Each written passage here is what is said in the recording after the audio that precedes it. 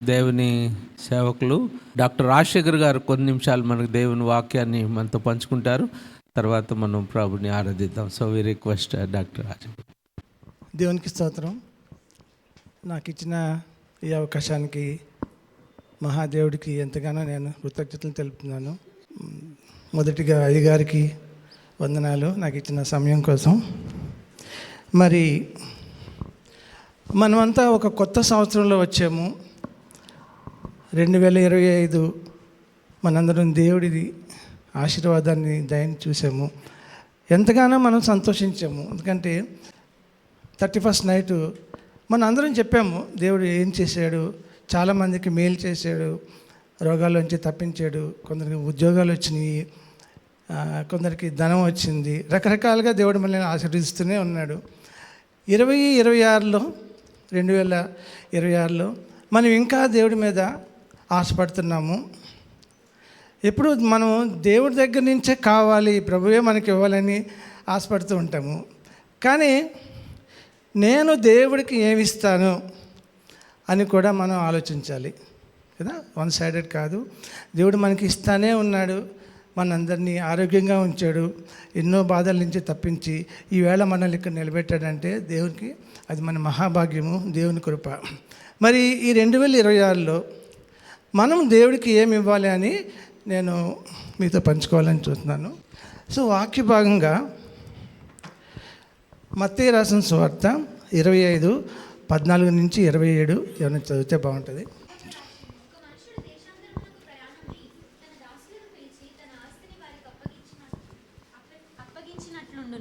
అతడు ఒకనికి 5 తలాంతులను, ఒకనికి 2, ఒకనికి 1 ఎవని సామర్థ్యము చొప్పున వానికిచ్చి వెంటనే దేశాంతరము పోయెను. 5 తలాంతులు తీసుకొనిన వాడు వెళ్ళి వాటితో వ్యాపారము చేసి మరి 5 తలాంతులు సంపాదించెను. అలాగుననే 2 తీసుకొనిన వాడు మరి 2 సంపాదించెను.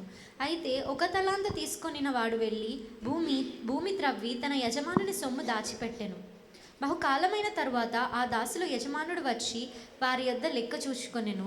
అప్పుడు 5 తలాంతులు తీసుకునిన వాడు మరి 5 తలాంతులు తెచ్చి, అయ్యా, నీవు నాకు 5 తలాంతులు అప్పగించితివే, అవియుగాక మరి 5 తలాంతులు సంపాదించితినని చెప్పెను. అతని యజమానుడు, భలా నమ్మకమైన మంచి దాసుడా, నీవు ఈ కొంచెములో నమ్మకముగా ఉంటివి, నిన్ను అనేకమైన వాటి మీద నియమించెదను, నీ యజమానుని సంతోషములో పాలు పొందుమని అతనితో చెప్పెను. అలాగే 2 తలాంతులు తీసుకొనిన వాడు వచ్చి, అయ్యా, నీవు నాకు 2 తలాంతులు అప్పగించితివే, అవియుగాక మరి 2 తలాంతులు సంపాదించితినని చెప్పెను. అతని యజమానుడు, భలా నమ్మకమైన మంచి దాసుడా, నీవు ఈ కొంచెములో నమ్మకముగా ఉంటివి, నిన్ను అనేకమైన వాటి మీద నియమించదను, నీ యజమానుని ఈ సంతోషములో పాలు పొందుమని అతనితో చెప్పెను.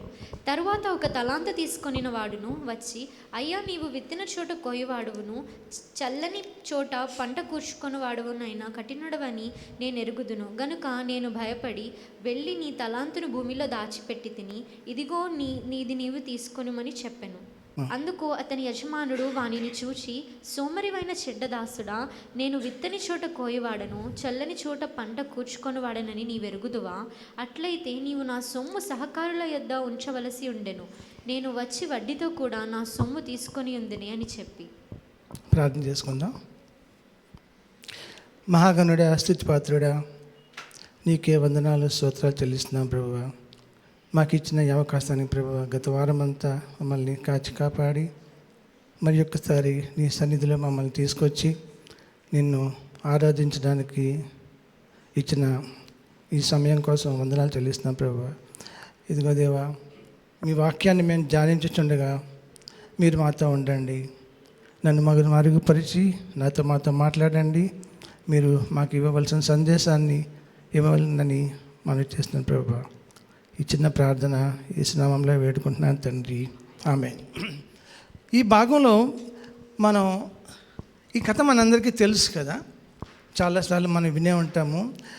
యేసు ప్రభువు వారు ఉపమానాలు చాలా చెప్పేవారు. ఎందుకంటే స్ట్రైట్గా చెప్తే అందరికి అర్థం కాదు, కొందరికి కోపం వస్తుంది కదా, అందుకని కథల రూపంలో చెప్పేవారు. సో ఈ ఉపమానం కూడా గిఫ్ట్ల గురించి, తలాంతుల గురించి యేసు ప్రభువు వారు చెప్తారు. ఈ భాగంలో 3 విషయాలు ఉంటాయి. ఒకటిదేమో ఈ యజమానుడు సేవకులకి ఏమిచ్చాడు, రెండో భాగంగా సేవకులు ఆ ఇచ్చిన దాన్ని ఏం చేశారు, ఎట్లా చేశారు, మూడో భాగంగా యజమానుడు మళ్ళీ వచ్చి లెక్క అడుగుతాడు. మనకి 3 విషయాలు తెలుస్తాయి. Given by God. ఎందుకు ఇవ్వాలని చెప్పాడు దేవుడు అంటే, నేను మీకు తలాంతులు ఇచ్చాను కదా, నేను మీకు గిఫ్ట్లు ఇచ్చాను, తలాంతులు ఇచ్చాను. సో మీరు దాన్ని ఏం చేశారు?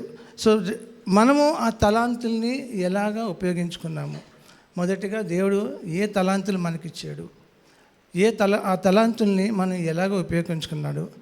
ఆఖరిగా అకౌంటబిలిటీ, ఏ విధంగా దేవుడు లెక్క అడుగుతాడు కదా. ఒకటి ఇవ్వడం, ఆ తర్వాత ఇచ్చిన దాన్ని మనం దాన్ని వాడుకోవడం, మూడో దాన్ని గిఫ్ట్స్గా, అదే అకౌంటబిలిటీ, లెక్క చెప్పాలన్నమాట. సో ఇది మనం చూసుకుంటే దేవుడు మనకి ఏం గిఫ్ట్లు ఇచ్చాడు, ఓకే, ఏం గిఫ్ట్లు ఇచ్చాడు, ఏం తలాంతులు ఇచ్చాడని ఒక వాక్యం చదువుదాము. రోమా 12, 6, 7, 8. మనకు అనుగ్రహింపబడిన కృప చొప్పున వేరువేరు కృపావరములు కలిగిన వారమై ఉన్నాము గనుక, ప్రవచన వరమైతే విశ్వాస పరిమాణము చొప్పున ప్రవచింతము, పరిచర్య అయితే పరిచర్యలోను, బోధించుట అయితే బోధించుటలోను, హెచ్చరించుట అయితే హెచ్చరించుటలోను పనికి కలిగి ఉందము. పంచిపెట్టువాడు శుద్ధ మనస్సుతోనూ, పై విచారణ చేయవాడు జాగ్రత్తతోనూ, కరుణించువాడు సంతోషంతోనూ పని జరిగింపవలెను. ఈ వాక్యంలో మనకి 7 తలాంతులు కనిపిస్తాయి. మనం తలాంతులు అనొచ్చు, లేకపోతే వరాలు కూడా అనొచ్చు. పౌలు ఈ విధంగా చెప్తాడు, మన శక్తి కొలది మనం అక్కడ చూస్తాము. దాంట్లో కూడా ఏ విధంగా తల నాణ్యాలు ఇచ్చారు, లేకపోతే తలాంతులు ఇచ్చారు, వాళ్ళ సామర్థ్యం కొలది ఇచ్చారు. దేవుడు 4 ఇవ్వాల్సిన వాళ్ళకి 2, లేకపోతే 2 ఇవ్వాల్సిన 3 అలాగే ఇవ్వడు. ఎవరి సామర్థ్యం చొప్పున వాళ్ళకి తలాంతులు ఇస్తాడు. ఆ తలాంతుల్ని మనం ఏ విధంగా ఉపయోగించాలి దేవుడి కోసం, దేవుని రాజ్యం కోసం అన్నట్టుగా మనకి ఈ ఉపమానం తెలుస్తుంది. ఈ రోమా 12లో మనకి 7 తలాంతులు కనిపిస్తాయి. మొదటిగా ప్రవచన వరం, రెండోదిగా పరిచర్య వరం, మూడోదిగా హెచ్చరించు వరం, నాలుగవదిగా పంచిపెట్టు వరం, ఐదవదిగా పై విచారణ చేయవరం, ఆఖరిగా కరుణించు వరం. ఓకే, దాన్ని నేను మధ్యలో ఇంగ్లీష్ స్కూల్లో చెప్తాను. Gift of prophecy, gift of serving, gift of teaching, gift of encouragement, gift of giving, gift of leading, gift of showing mercy. దీని గురించి మనం కొంచెం మాట్లాడుకుందాము. మొదటిగా ఫస్ట్ గిఫ్ట్ జనరల్గా మనం అనుకుంటాము, మనకి సేవకులు ఉన్నారు, పాస్టర్ గారు ఉన్నారు, సేవకులు సేవకులు చేస్తారు, సో మనము చేయవసరం లేదు అన్నది జనరల్గా మనం అనుకుంటాము. కానీ దేవుడు మనకు కూడా ప్రవచనం ఇచ్చే వరం ఇస్తాడు, మనం అడిగితే ఇస్తాడు. పూనాలో నాకు ఒక ఫ్రెండ్ ఉండేవాడు. సో ఆయన బ్యాంకులో మేనేజర్గా చేసేవాడు. చాలా పెద్ద మేనేజరు, చాలా సక్సెస్ఫుల్ మేనేజర్గా చేస్తూ మధ్యలో ఆయన దాన్ని రిజైన్ చేసేసి బిజినెస్ స్టార్ట్ చేశాడు. కానీ ఆయన స్టార్ట్ చేసిన బిజినెస్లు చాలా నమ్మకంగా స్టార్ట్ చేశాడు, చాలా బాగా బిజినెస్ చేశాడు, బాగా సంపాదించాడు కూడా. కానీ ఆయనలో ఒక వరం ఉంది. ఎప్పుడు పాస్టర్ గారికి కావాలన్నా సరే ఆయన రెడీగా వాక్యం పట్టుకొని ఉంటాడు. పాస్టర్ గారు ఇక్కడ బయటకు వెళ్తున్నప్పుడు, లేకపోతే ఆయనకు బాగలేనప్పుడు, ఆయనకి ఏదైనా ప్రాబ్లం వచ్చినప్పుడు ఆయన ఆలోచించే అవసరం లేదు, ఎవరో ఒకళ్ళు ఉంటారు, ఆయన ఉంటాడు, నేను రెడీ అన్నట్టుగా వచ్చేస్తారు. ఆయన దగ్గర ఎప్పుడు ఒక వాక్యం రెడీగా ఉంటుంది అనమాట. కానీ ఆయన పాస్టర్ కాదు, మనలాగే ఒక సామాన్యమైన మెంబర్ ఆ చర్చిలో అనమాట. సో ఆ వరం మనకుంటే మరి మనం ఎందుకు ఉపయోగించకూడదు? ఓకే, రెండోదిగా గిఫ్ట్ ఆఫ్ సర్వింగ్, పరిచర్య. ఓకే, పరిచర్య మన సంఘంలో తర్వాత దేవుని రాజ్యంలో కూడా చాలా పరిచయం చేసే పని ఉంది. చర్చిలో ఉంది, బయట ఉంది. కానీ పరిచయం చేయడానికి మనకి వరం కావాలి. ఆ వరంతో దేవుడి కోసం మనం పరిచయం చేయొచ్చు. పేతురు భక్తుడు చెప్తాడు 1 Peter 4:10లో, మంచి గృహ నివారకులయండి, ఒక్కొక్కడు కృపావరం పొందిన కొలది ఒకరినొకడు ఉపచారం చేసుకొనిడి అని చెప్తుంది, చేయుడి. అంటే మనం పరిచర్య, చర్చలు ఎంతో పరిచర్య ఉంటుంది. ఒక మెసేజే కాదు, వర్షిప్ ఉంటుంది, తర్వాత చర్చి రెడీ చేయాలి, సంఘం రెడీ చేయాలి, అందరూ వెళ్ళిపోయిన తర్వాత ఒకరినొకరు మాట్లాడుకోవాలి, ఎవరికైనా కావాల్సి వస్తే వాళ్ళకి హెల్ప్ చేయాలి, సంఘాన్ని క్లీనింగ్ చేయాలి. పరిచయం చాలా ఉంటాయి. ఈ పరిచయాలన్నీ కూడా దేవుడు మనకిచ్చిన ఒక వరమే. ఇప్పుడు ఇంకెవరో చేస్తున్నారు కదా అని మన వరాన్ని మనం దాన్ని చేయకుండా ఉంటే, దేవుడు వరం ఇచ్చి కూడా మనం ఆ వరాన్ని ఉపయోగించుకోకపోతే అప్పుడు తర్వాత దాన్ని మనం బాధ్యతలు అవుతాం కదా. మూడోదిగా గిఫ్ట్ ఆఫ్ టీచింగ్ అంటారు, బోధించు వరం. బోధించు అంటే మనకు తెలుసు కదా, ఎవరికైనా సరే బోధించాలంటే వాక్యాన్ని బోధించవచ్చు. వాక్యమే కాదు, ఏదైనా బోధించవచ్చు. ఎవరైనా కష్టాల్లో ఉంటే వాళ్ళకి మనం వెళ్ళి చెప్పొచ్చు, ఇలా చేయొచ్చు, అలా చేయొచ్చు. అది కూడా ఒక వరమే. అదే వరం దేవుడు మనకిస్తే ఆ వరాన్ని ఎంత చక్కగా మనం దేవుడి కోసం, రాజ్యం కోసం ఉపయోగించుకోవచ్చు. పౌలు తిమోతికి రాసేటప్పుడు 1 తిమోతి 5:17 చెప్తాడు, బాగుగా పాలన చేయి పెద్దలను, విశేషంగా వాక్యమందును ఉపదేశమందును ప్రయాసపడి వారిని రెట్టింపు సన్మానం పాత్రలుగా ఎంచవలేను. బోధ చేసేవాళ్ళు టీచింగ్ చేసేవాళ్ళు సామాన్య మనుషులు అంటే దేవుడు ప్రత్యేకంగా అభిషేకించబడిన వాళ్ళు అనమాట. సో మరి అటువంటి వరాన్ని మనం దేవుడిస్తే ఆ వరాన్ని మనం ఎంత చక్కగా ఉపయోగించుకోవచ్చు. మూడోది గిఫ్ట్ ఆఫ్ ఎంకరేజ్మెంట్, దాన్ని హెచ్చరించు వరం అన్నారు కదా. అంటే ఎవరైనా కష్టాల్లో ఉంటే, ఎవరైనా అవసరాల్లో ఉంటే మనం వెళ్ళి వాళ్ళని హెచ్చరించవచ్చు కదా. వాళ్ళ కష్టాలు ఏంటో మనకు తెలియదు, కానీ కష్టాలు పడే వాళ్ళకి తెలుస్తుంది. మనం ఏమీ ఇవ్వాల్సిన లేదు, కానీ మనం వాళ్ళకి వెళ్ళి హెచ్చరించి వాళ్ళని కంఫర్టింగ్ చేస్తే వాళ్ళు ఆ పరిస్థితుల నుంచి దేవుడు బయటకు తీసుకురావచ్చు కూడా. మన ద్వారా దేవుడు ఆ పరిస్థితుల నుంచి బయటకు తీసుకురావచ్చు. సో ఈ ఎంకరేజ్మెంట్ అన్నది పౌలు 1 తెస్సలోనికలో 4:18 రాస్తాడు, కాబట్టి మీరు ఈ మాటల చేత ఒకరినొకడు ఆదరించుకొనిడి. ఎవరైనా కష్టాల్లో ఉన్నప్పుడు, బాధల్లో ఉన్నప్పుడు, లేకపోతే సిక్నెస్తో ఉన్నప్పుడు వెళ్ళి మనం వాళ్ళని ఆదరిస్తే వాళ్ళ మనసు ఎంత బాగుంటుంది కదా. సో ఇలాంటి వరము దేవుడు మనకు ఇచ్చి ఉంటే ఆ వరాన్ని ఎంత చక్కగా ఉపయోగిస్తే దేవునికే మహిమ. ఎందుకంటే మనం ఉపయోగించిన ఈ వరము దేవుని ద్వారా ఇంకొకరికి సహాయపడుతుంది. ఇది 4వ వరము. 5వగా చాలా ఇంపార్టెంట్, పంచిపెట్టు వరము, గిఫ్ట్ ఆఫ్ గివింగ్ గురించి చాలా ఉంది. ముందు ఎలాగిచ్చారు, ఎబేల్ నుంచి మలాకి వరకు, కొత్త నిబంధనలు కూడా గివింగ్, ఇవ్వడం, పంచిపెట్టడం ఎంత మంచిది కదా. దీంతో మనం 2 కొరింథీయుల్లో 9:7 చూస్తాము, సణుగు కొనక బలవంతముగా కాకయు ప్రతివాడును తన హృదయంలో నిశ్చయించుకున్న ప్రకారము ఇవ్వలేను. సణుగు కొనక, వెన్ యు గివ్ చీర్ఫుల్లీ. బైబిల్లో రాసుంటుంది, గాడ్ లవ్స్ చీర్ఫుల్ గివర్. మనం ఇచ్చేది మనం సణుక్కొనగా ఇవ్వగలిగిందే ఇవ్వాలి. 2018లో నేను పూనాకు వచ్చినప్పుడు ఒక వ్యాపారి నన్ను కలిశాడు. ఒక సమయంలో నన్ను కలిశాడు. నన్ను అడిగాడు, మీరేం చేస్తుంటారంటే, నేను రిటైర్ అయ్యాను, కానీ నేను టీచింగ్గా చేస్తుంటాను, కౌన్సిలింగ్ చేస్తుంటాను అన్నాడు. సో ఆయన అడిగారు, మీరు మరి నాకు ఫైనాన్స్ నేర్పించగలరా అని అడిగారు. పెద్ద వ్యాపారి, ఆయన డాక్టర్ కూడా. ఒప్పుకున్నాను, ఫైనాన్స్ నేర్పిస్తానని.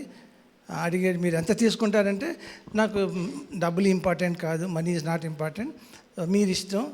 జనరల్గా నేను ఆన్లైన్లో టీచ్ చేసేటప్పుడు ఒక 500 రూపాయలు గంటకి తీసుకుంటానని చెప్పాను అనమాట. సో ఆయన వాళ్ళ ఇంటికి పిలిచాడు, నన్ను పిలిచి, ఇంటికి కాదు ఆఫీస్కి పిలిచాడు. ఆఫీస్కి పిలిచి, ఏదో మాది నా స్టాఫ్ ఉంది, నాతో పాటు చాలామంది పనిచేస్తున్నారు, మా అందరికీ మీరు ఫైనాన్స్ నేర్పించాలన్నారు. సరే అన్న, ఒప్పుకున్నాను. ఇన్ని గంటలు నేర్పించాలన్నారు.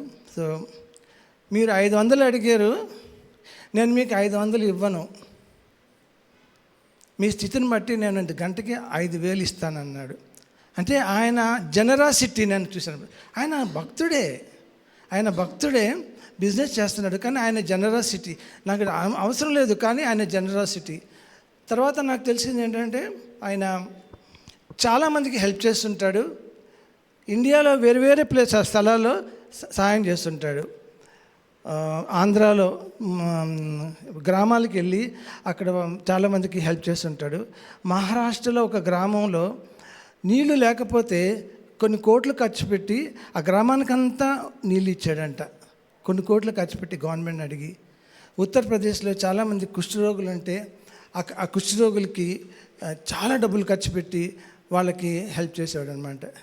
తర్వాత నాకు తెలిసింది, ఆయన ఎవరు చెప్పుకోవడానికి తర్వాత తెలిసింది. రీసెంట్గా ఒక ఇంటర్వ్యూలో ఆయన చూసాను నేను. ఆయన నా స్టూడెంటే. ఆయన చెప్తున్నాడు, ఆ ఇంటర్వ్యూ చేసే అతనితో చెప్తున్నాడు, దేవుడు 10% ఇమ్మన్నాడు, ఓకే, కానీ దేవుడు నన్ను దీవిస్తున్న కొలది నేను ఆ శాతాన్ని పెంచుకుంటూ పోయాను. ఇప్పుడు నేను కోట్లు సంపాదిస్తున్నాను, 10% ఎందుకు ఇవ్వాలి, నేను 51% పెట్టుకొని దేవుడి కోసం 49% ఇస్తానని చెప్పాడు అనమాట. అంటే చీర్ఫుల్ గివర్. ఆయన బాధపడలేదు ఇచ్చేటప్పుడు, కానీ చాలా చీర్ఫుల్గా ఇస్తున్నాడు. మనం పాత నిబంధనలో చూస్తాము, ఏలియా ప్రవక్త విధవరాల దగ్గరికి వెళ్తారు కదా, వెళ్ళి అడుగుతారు, నీ దగ్గర ఏముందంటే చెప్తుంది, నా దగ్గర కొంచెం పిండి ఉంది, ఒక్కరికి సరిపోతుందని. నువ్వు వెళ్ళి ఒక అప్పాలు చేసి తీసుకురామంటాడు, నీ ఉన్న పిండితోటి అప్పం చేసి తీసుకురామంటాడు, నా కోసం అని అడుగుతాడు. ఎంత ఉంది? కొంచెమే పిండి ఉంది. ఆ కొంచెం పిండి అప్పం చేస్తే, రొట్టె చేస్తే తను తినగలుగుతాడు, తనతో ఉన్న వాళ్ళు ఇవ్వగలుగుతుంది, తన కొడుకు. కానీ ముందు వెనక చూడలేదు. భక్తుడు చెప్పాడు నేను ఇవ్వాలి అనుకుంటూ అప్పం చేసి తీసుకొస్తుంది. ఆ తర్వాత మనం ఏం చూస్తాము, ఎలా దేవిస్తాడంటే, చదువుతాను. అంతటా ఆమె వెళ్ళి ఏలియా చెప్పిన మాట చెప్పినగా 1 రాజులు 17, 14, 15లో ఉంటుంది. ఏలియా చెప్పిన మాట చెప్పున చేయగా అతడును ఆమెయు ఆమె ఇంటివారును అనేక దినములు భోజనం చేయుచు వచ్చిరి. ఎంత మహాభాగ్యం కదా. తను ముందు వెనక లేదు, తనకు ఉన్నది ఇచ్చేసింది, ఆ కొంచెం ఇచ్చేసింది, తీసుకొచ్చి అప్పం తీసుకొచ్చి ఇచ్చేసింది. ఆ తర్వాత దేవుడు ఎంతగా ఆశీర్వదించాడు ఆ దీనురాల్ని, విధవరాల్ని కదా. మరి మనకు కూడా దేవుడు ఆ వరం ఇచ్చి ఉంటే మనం దేవుడికి సంఘం కోసం, రాజ్యం కోసం ఇవ్వచ్చు, చక్కగా ఇవ్వచ్చు. ఇస్తే అది దేవుని రాజ్యంలో మనము మహిమ చెందుతాము, దేవుడు మనల్ని లేపుతాడు. తర్వాత 6వ గిఫ్ట్ ఏంటంటే పై విచారణ అంటే గిఫ్ట్ ఆఫ్ లీడింగ్. మనకి చాలామంది లీడర్స్ కావాలి, ప్రతిదానికి లీడర్ కావాలి. అందరు జనం ఉన్నప్పుడు ఎవరో ఒకరు కావాలి లీడింగ్ చేయడానికి. సో దేవుడు ఆ వరం కానీ మనకి ఇచ్చి ఉంటే ఆ వరాన్ని ఉపయోగించుకొని లీడింగ్ చేయొచ్చు. మనం ప్రేయర్లో లీడింగ్ కావాలి, ఎవరైనా ప్రేయర్ చేయడంలో లీడింగ్ చేయొచ్చు, లేకపోతే వర్షిప్లో లీడింగ్ చేయొచ్చు, కాకపోతే సర్వీస్లో లీడింగ్ చేయొచ్చు, మనుషుల్ని, సండే స్కూల్ పిల్లల్ని, ఎల్డర్స్ని లీడింగ్ చేయొచ్చు. ఒకసారి నేను చెప్పాను, నేను పూనాలో ఉన్నప్పుడు మా అయ్యగారు చాలా దూరం నుంచి వచ్చేవారు, 30-35 కిలోమీటర్ల దూరం నుంచి వచ్చేవారు. వచ్చి వాక్యం చెప్పి వెళ్ళిపోయేవారు. చాలా కష్టపడేవారు. ఆయన చిన్నగా ఉండేవారు. మరి ఆయనకి నేను సహాయం చేయాలి, ఎందుకంటే ఆయన వచ్చి స్టార్ట్ చేసి సర్వీసు, పాటలు పాడి అంతా ఎండింగ్ అయ్యే వరకు 2:30-3 గంటలు పడుతుంది. నాకు శక్తి లేకపోయినా దేవుడిని అడిగాను. నేను ఆరాధన మొదలుపెట్టిన దగ్గర నుంచి ప్రార్థన చేసి మొదలుపెట్టి సర్వీస్, వాళ్ళకి వర్షిప్ ఇచ్చి ఆయన వచ్చే వరకు ఉండి వాక్యం మాత్రం ఆయన చెప్పమని అనమాట. ఆయన వచ్చి వాక్యం చెప్పేసి అందరినీ కలిసి వెళ్ళిపోయారు అనమాట. అది దేవుడు నాకు ఇచ్చిన ఒక గిఫ్ట్ అనుకోవచ్చు, వరం అనుకోవచ్చు.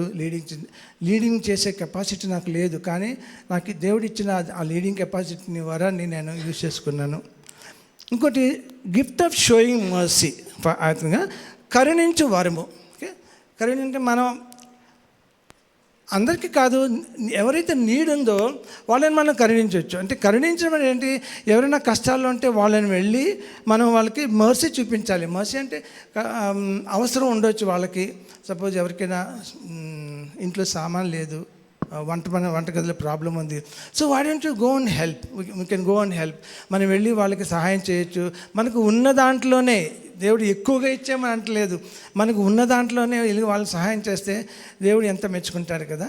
సో ఇవి గిఫ్ట్ ఆఫ్ షోయింగ్ మర్సీ. సామెతల్లో ఒక వాక్యం ఉంటుంది 19:17, బీదలను కనికరించేవాడు యెహోవాకు అప్పిచ్చేవాడు. మనం బీదల్ని కనికరిస్తే మనం యెహోవాకి అప్పిస్తున్నామంట.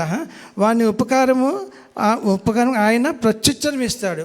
మనం ఎవరికైనా ఇస్తే, మనకి ఎవరికైనా సహాయం చేస్తే దేవుడు తప్పకుండా మనకి ప్రత్యుత్తరం ఇస్తాడు. 7 వరాల గురించి చెప్పాలనుకున్నాను. ఆఖరిగా నేను ఒక కథ చెప్తాను. అకౌంటబిలిటీ మనం ఆ భాగంలో చూస్తాము. మొదటేమో వరాలు ఇస్తాడు ఆయన, తలాంతులు ఇస్తాడు. ఆ తర్వాత తలాంతులు యూజ్ చేసుకుంటారు. ఆఖరిగా వచ్చి దాన్ని లెక్క చెప్పమంటాడు. నేను మీకు ఇచ్చాను కదా, దాన్ని లెక్క చెప్పమంటాడు. చూస్తాం మనం. ఆ మొదటి సేవకుడు ఏమంటాడు, తర్వాత సెకండ్ సేవకుడు, 3వ సేవకుడు, ఆఖరి వాడు ఏమంటాడు, నేను దాచిపెట్టేశాను అంటాడు. అంటే మీరు ఇచ్చిందనే యూజ్ చేసుకోలేదంటారు. సో ఆ క్వశ్చన్ మనకు కూడా రావచ్చు. దేవుడు అడుగుతాడు మనల్ని, నేను ఇచ్చాను కదా నువ్వేం చేసావంటే మనం చెప్పలేం కదా, నాకు ఇచ్చిన తలాంతు నేను దాచిపెట్టేసానని చెప్పలేము.